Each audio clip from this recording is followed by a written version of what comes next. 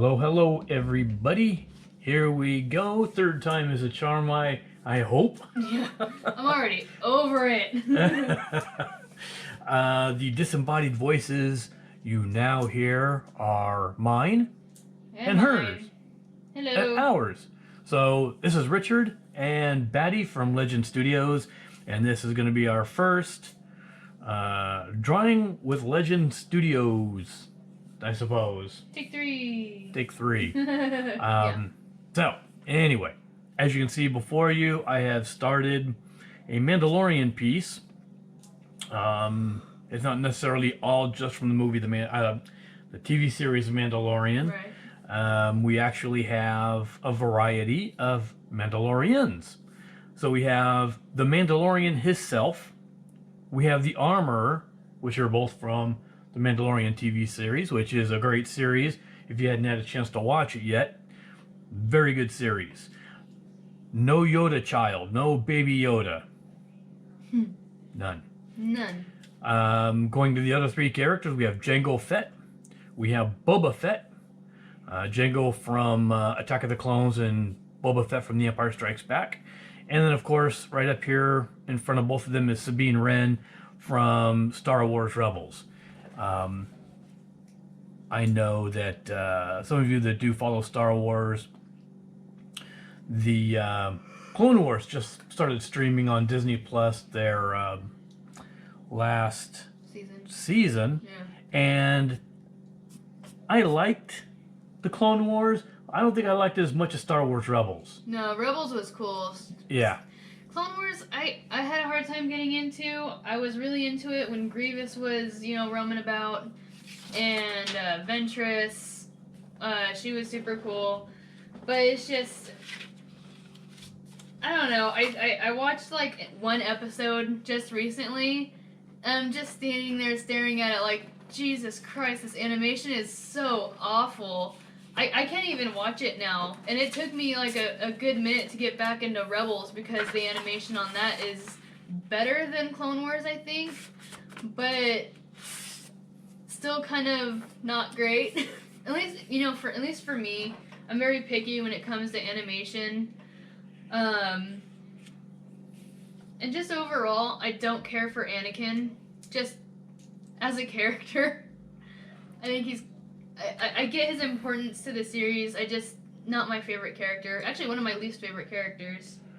I will say I did like his character more in the Clone Wars than Attack of the Clones. I mean, he wasn't such a crybaby. Yeah, he was definitely more of a leader. Yeah. For the clone armies during the Clone Wars in the animated series. Yeah. But that just falls onto the director. Yeah. And that's as far as I'm going to get. Yeah. That's the end of that. Yeah. So that's why we stuck in Sabine Wren. Great series. Yeah. I digress. So basically, this was going to go up for sale. And somebody saw it, and it is sold. But we do commissions. You said doo-doo. I said do. We do commissions. And I think Bats is going to talk a little bit about the pricing. So along with the comic books,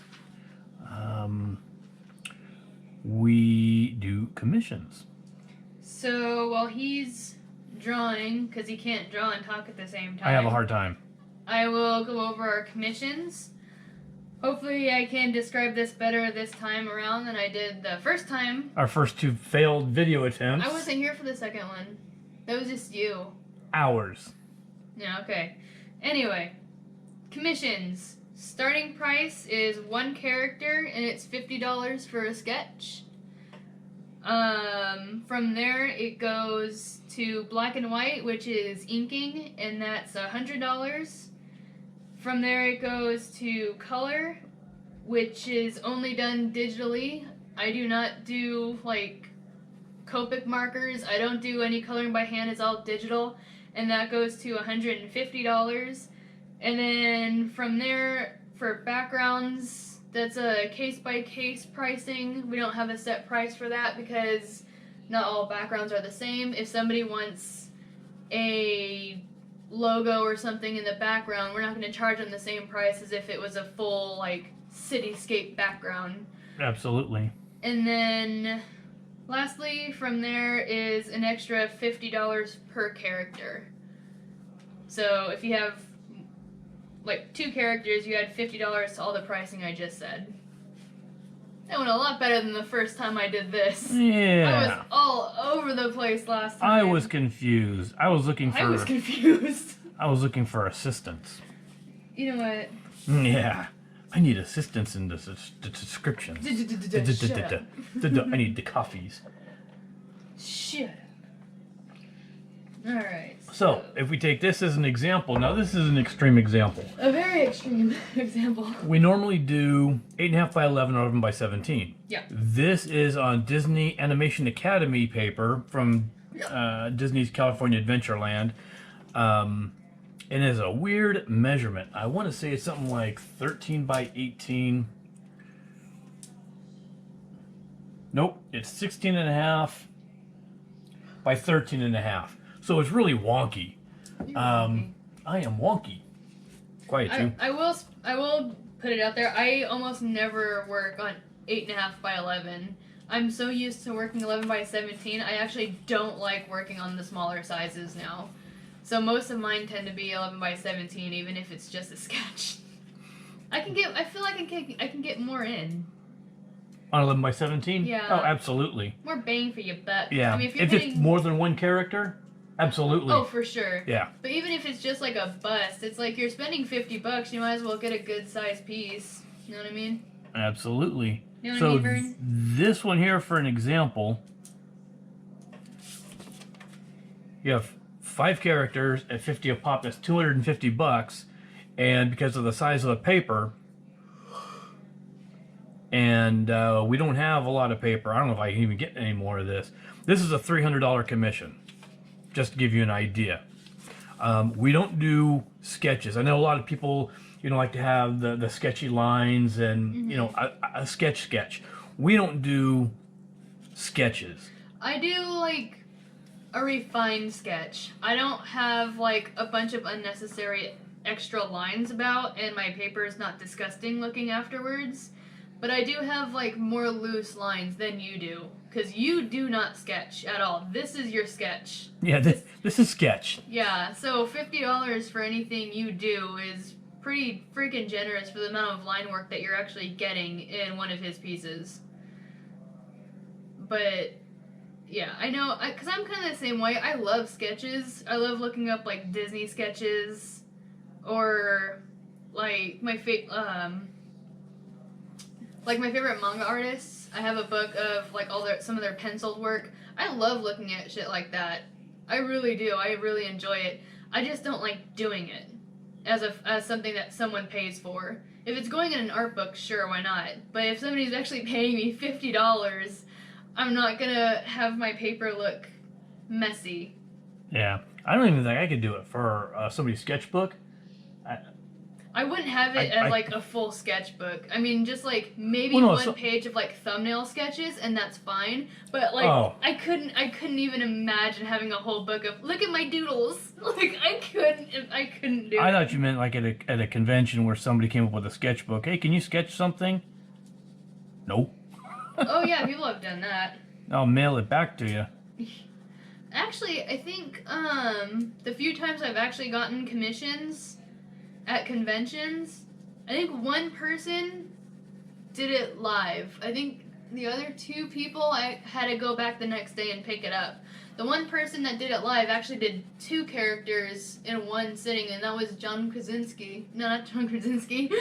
I saw John K, and I just put the rest of the word together. It was John K, the creator of Ren and Stimpy. He did 2 sketches for me live, and then the other 2 that I got and had to pick up later, Tone Rodriguez, I got to pick up the next day, and then Joe Weems was, I think, several days to maybe a week later. I don't really remember. This was years ago, so I don't remember how long it was, but it was a while later. But it's not always easy to sketch live, especially if it's a high demand at your booth. You get very tired very quickly. So I'm actually really impressed that so many people can do it. I don't think I would even do it. I'd probably take like 5 and that would be it. And even that's pushing it, I feel. Yeah, it's yeah, I can't. Yeah. I'm sorry if it sounds like I'm shouting, by the way. I don't know exactly where our speaker is, and I don't want to. I want to make sure you guys can hear me. Otherwise, what's the point of me being here? So I'm not yelling. I'm just projecting my voice so you guys can hear me. So yeah. So as we continue on, I think we'll touch base a little bit since we're going to be doing both traditional and digital art. That's fine. So that's yours. That's me. So this week you're stuck with traditional art. And as you can see, I'm not a speedy penciler by any means. Been working on the visor this whole time. So, and we'll switch back and forth. Sometimes we'll do a comic page from one of the comic books, one of the titles that we're working on. I just finished a huge panel for Hollow Vengeance, which was... Pain in the butt. It was a pain in the butt. It came out pretty cool. But we'll see. We'll see what happens when Battie gets a hold of the colors. And I'm going to ruin it. I knew it. I will say that every page you do for Hollow Vengeance, at some point during the page, you're like, I bit off more than I can chew. Oh yeah, this is another one. Every single page. And recently, almost every project you do, it's like, I bit off more than I can chew. Yeah, and it's not really a smart thing to do since I get a part-time job. Yeah. So I can get enough time in for Social Security when I retire. Yeah. So that's always fun. But anyway, Oh, God. this is where we're at tonight, the Mandalorians. Plugging along. But as you can see, some of my influences fall back on, of course, Bernie Wrightson. You big old boy crush. And yeah, it's funny because when we started doing comics in 2005, I had never drawn comics before, and so I had a hard time trying to decide how I was going to do it, and as far as the style goes. And I'll never forget, I accidentally found the 2-page spread that Bernie Wrightson had done for Frankenstein. Yeah. And in fact, that original piece of art just sold for $1.2 million. Did you buy it? Yeah, it's hanging up in the studio. Shut up. Man. And fake fan. Yeah. Yeah, fake broke fan. And it was apparently it is what do they call it? One of the most prolific comic book pieces of art of the 20th century. Oh. It was something like that. I read it, the article when it was sold. I don't know who wrote it. I mean, everybody's gonna have a different opinion. Yeah. But Bernie Wrightson, definitely just about everybody that worked at ECW, Jiminy Cricket, EC Comics, not the wrestling organization, the comic book company, EC Comics. Jesus. You know, Jack Davis, Al Feldstein, Ghastly Graham Ingalls, Wally Wood. Goldberg. Yeah, Goldberg. That's not even the right form The Steiner of wrestling. brothers. Yeah. That's the wrestling I grew up with. Goldberg era. Yeah, Goldberg. Um. And then, of course, some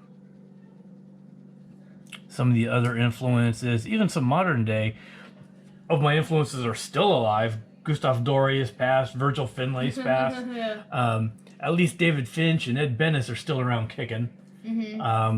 Definitely David Finch's stuff was huge because I don't know if I ever paid that much attention to his early stuff But I'll never forget when I saw his Moon Knight that he did, the cover of Moon Knight. Holy cow. That was spectacular. And in fact, I've got a few David Finch books around me here for reference and everything. But yeah, for me, that's... In fact, in my on the comic pages that we do, I actually use the influence from Graham Ingalls for my word bubbles. So you'll see that with Hollow Vengeance also. What about you, Bats? Since I started drawing, I've gone through a lot of different influences. People that I used to look up to that I no longer look up to, because as I've come to realize that as my style keeps evolving, the people who I've looked up to kind of stay the same. They stagnate, yeah. Yeah, or in some cases even regress. So there's no point in me looking to them as like, I don't know, looking up to them anymore as far as their style goes. So as far as like art style, I'm not sure, really. It just depends on the project I'm working on. When it comes to Red Riding, which is one of the series I'm working on, I definitely pull more towards, I guess more like the romantic era of art, where it's like pretty realistic, but it's obviously art, you know what I mean? Like the old DC stuff before they became horror and sci-fi? No, romantic era, like art. Like you're like in Europe back during the romantic time. Romantic era Oh, you're talking about the fine art. Yeah, fine art. Oh. As far as comic book art, almost no one. Not really. When it comes to Kitty and Bats, which is my own personal series, that's evolved too. It went from like Venture Brothers to Jan Vasquez to actually having my own style, so I don't really turn to anyone for ideas anymore, or for inspiration. Yeah, a bit of Adam Warren in there too. What? You had a bit of Adam Warren in there too. Yeah. Yeah, it just depends on what I'm working on. For the most part, my influences now come from like colorists. And I don't think any of them are actually mainstream colorists. They're all like more anime style colorists, which just puts me in a category that I don't want to be in. But there's a colorist that I really like called Yumi. She's really cool. I really like her style. But it also, again, just depends on what I'm coloring. Like when it comes to Kitty and Bats, I do my own thing because I have such a particular color style for that. But then when it comes to Red Riding, it goes back and forth between like watered down color, like storybook colors, and coming up on probably more modern comic book colors. Back and forth, because there's two different worlds in Red Riding, and they both require a different style of coloring. And when it comes to coloring Hollow Vengeance, that's going to be very muted. So I have to figure out how to do that, and that just comes from like just playing around with the colors and everything, not necessarily finding an artist. But there is an artist that I do like that does digital art from a comic called Lackadaisy, and she's posted how she does some of her coloring, which I think would really fit Hollow Vengeance. So. Oh yeah, I could see that. Yeah. So I haven't started coloring Hollow Vengeance yet, but that's probably the direction I'm gonna go in. Because her colors are really, really muted, and the color that is there is very vintage styled. Mm-hmm. So yeah, as far as like actual artists, I look at a lot of different art, and I guess I just subconsciously pull from whatever. But as far as looking to model myself after something that I like, I don't really do that anymore because I'm kind of set in my style and I'm just letting it evolve as it does. But something that I have noticed with mine is that as the more I work on Red Riding, which is very like anatomically correct, the better my more abstract art gets. So the more cartoony I draw, the better it is because I have the basis being worked on, which I never did before. Like I never practiced like proper anatomy. I just went straight from anime, which is fine because that's how a lot of people learn, especially people my age. But I have realized that as I work more anatomically correct, my freestyle stuff is better. Yeah, that's a big hiccup, even with a lot of artists. You know, even mainstream artists is anatomy. It's, oh my gosh. I just forgot his name, so I'm gonna bring it up. What's the guy that everyone makes fun of? Oh, poor Rob Liefeld. Oh, poor Rob Liefeld. That poor guy. He seems like such a cool guy. I'm not, but damn, he's had some pretty bad covers. Well, you look at some of the even more popular covers, and I'm not going to get into it. I'm not going to, single anybody out. Yeah. But the anatomy is atrocious. Yeah. And people love the work, so what are you going to do? Yeah. But there's one of the reasons why I don't really look up to mainstream art, mainstream comic art specifically, is that a lot of the times people, again, without naming names, I mean, Rob Liefeld was different because he's basically a cartoon meme, but without naming names for other artists, a lot of people tend to suffer from same face syndrome, and there's an artist that I used to look up to that actually influenced a lot of my pinup work that I used to do. This person really suffers from same face and same pose syndrome. They draw the same thing for every cover again and again, and it's just gotten so old. So that I've actually been in a couple of groups, and actual collectors are like, we've had enough. Kind of sick of it, yeah. Yeah. Which is unfortunate, but at the same time, it's like, if you're charging $300 for a cover, maybe you get a little bit more creative. Don't rehash. You mean for a commission? Because that person charges over $2,000. Oh, is it for a cover? For a cover? It's over $2,000. Oh, yeah. It's off.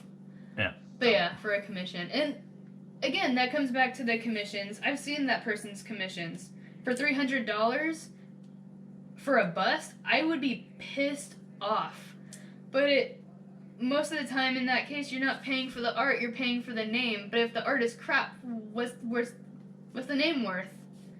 So, yeah, without getting too much into it, that's just kind of why I've broken away from mainstream comic art. And I was never really into it as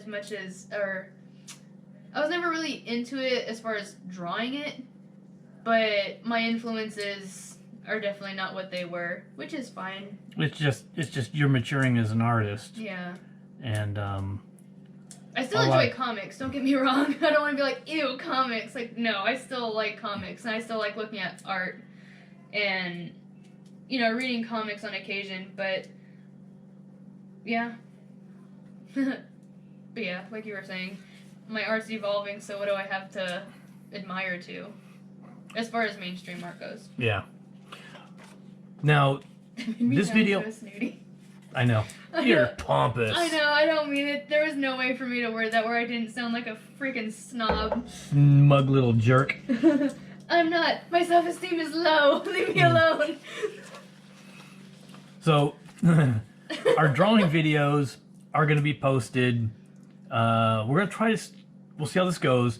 Hopefully every Tuesday, and we'll alternate between traditional and digital. Yes. And it'll be posted on our YouTube channel and our Twitch channel, so you have an opportunity to post questions, comments, anything like that.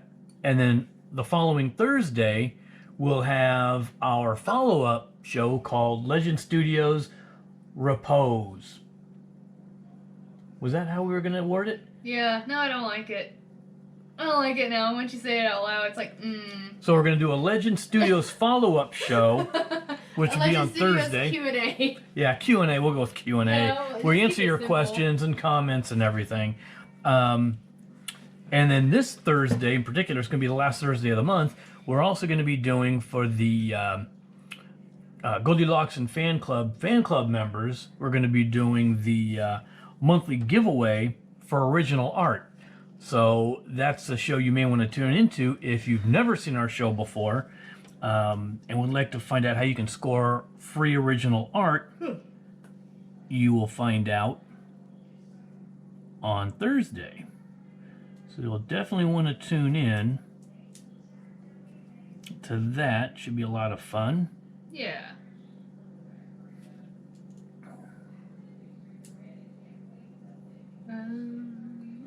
And I'm just finishing off this line work. I don't think I've got too much else.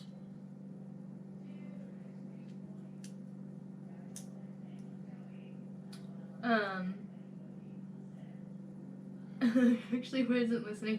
So you explained what the Q&A is, right? Go right ahead. Okay. I actually was not paying attention at all. So on Thursdays, or at least the Thursday following the show that we post, hopefully every Tuesday. We'll see how it goes. Anyway, the Q&A is about answering questions that you guys sent in after the drawing video is posted. If you have any questions on the art that's being worked on or anything that we've talked about, our commission, pricing, or any of the titles that we're actually working on, you guys can ask us questions and we will answer it on the Q&A show on Thursdays. So if you ever want to ask us anything, you can put it in the comments on the video and we can get back to it on Thursdays. And that's what our Q&A show is all about. Yeah. I would think that if we don't get any questions, then we just don't do the Thursday show, right? Or... Correct. Yeah, I was going to say, I haven't even actually thought about that until now. So, yeah. It's just going to be like 10 minutes of us drinking coffee. Let's see how that looks.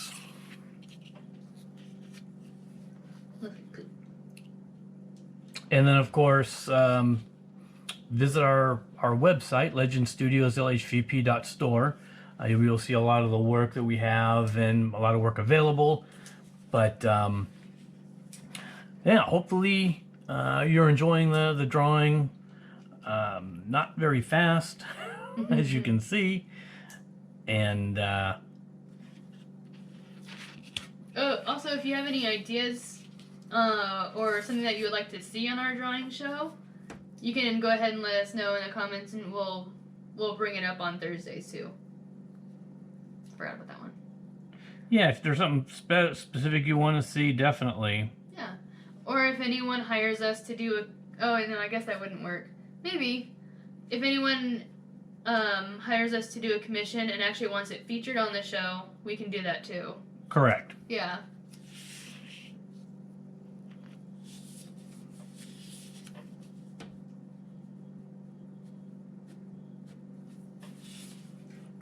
All right, well, I think that's just about it. We don't want to keep these too long. So I did a little bit of Sabine's helmet, some of her chest armor, and going to keep plugging along. But until Thursday, I think that's just about it. I think so. Yeah. Yeah. Hope you enjoyed what you watched. There'll be more coming, and that's about it. So everybody out there watching, have a good night. From everybody here at Legend Studios, we're out. Bye. See ya.